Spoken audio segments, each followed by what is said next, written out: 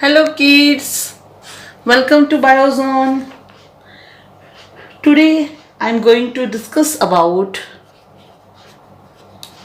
blood culture method, or we can say that formation of human karyotype. Now actually we know that there are chromosomal disorder, monosomy, nullisomy, trisomy, tetrasomy. So if we want to study that chromosomal disorder, so first we must have to prepare human karyotype. मतलब कि जब भी आपको chromosome का study करना होता है तो आपके पास ये कैरियोटाइप प्रिपेयर होना ज़रूरी है. तो सबसे पहले क्वेश्चन अराइज होता है व्हाट इज कैरियोटाइप. तो karyotype means that arrangement of paired chromosome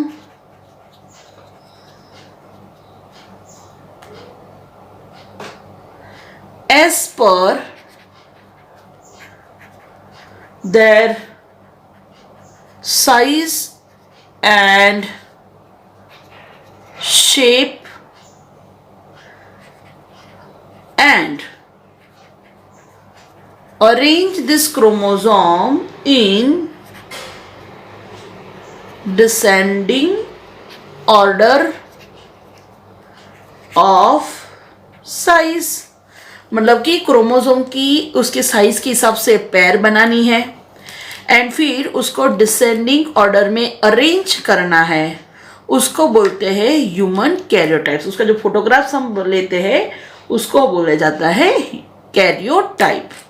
तो जैसे समझ लो कि कैरियोटाइप में क्या होगा. तो जैसे ये उसका फोटोग्राफ है तो यहाँ पे जो बड़े क्रोमोसोम है वो आएंगे, फिर उससे छोटे, और वैसे डिक्रीजिंग ऑर्डर में फिर यहाँ सबसे छोटे.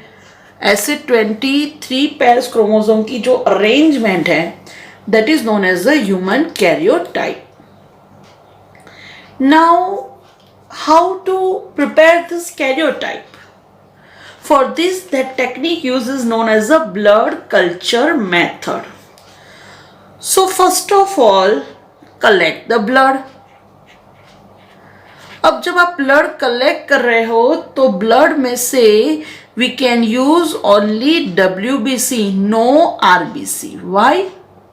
Because RBC is not having nucleus. RBC में न्यूक्लियस नहीं है, और जब न्यूक्लियस नहीं होगा तो उसमें क्रोमोसोम नहीं होगा, तो we can't study that chromosome. So first collect WBC, right. Now culture this WBC in a media. उसको ग्रो किया जाता है और वो जो मीडिया होता है उसमें ऐड किया जाता है फाइटो हीमा ग्लूटिनिन. राइट. तो ये क्या है? स्टिम्युलेटर है जो सेल को ग्रो करेगा. फाइटोहीमाग्लूटिनिन. तो सेल ग्रो होगा तो धीरे धीरे सेल डिवाइड होना स्टार्ट हो जाएगा. अब उसको 72 डिग्री 37 सेल्सियस पे इंक्यूबेट करना है. तो इंक्यूबेट करो 37 डिग्री 72 आवर्स के लिए, राइट. अब जैसे सेल ग्रो होगा देन धीरे धीरे धीरे क्या होगा? सेल डिवाइड होना स्टार्ट हो जाएगा. अब जैसे सेल डिवाइड हो रहा है तो now most important, add colchicine. Add colchicine. Why colchicine? तो जो कॉल्चिसिन है वो क्या करता है? That colchicine arrest the cell in metaphase, और we can say that colchicine prevents colchicine prevents formation of bipolar spindle. Bipolar spindle form नहीं होगा. बाइपोलर स्पिंडल फॉर्म नहीं होगा तो क्या होगा, आगे सेल का डिवीजन नहीं होगा. So to arrest the cell in metaphase add colchicine. And even we know that is the best phase, metaphase.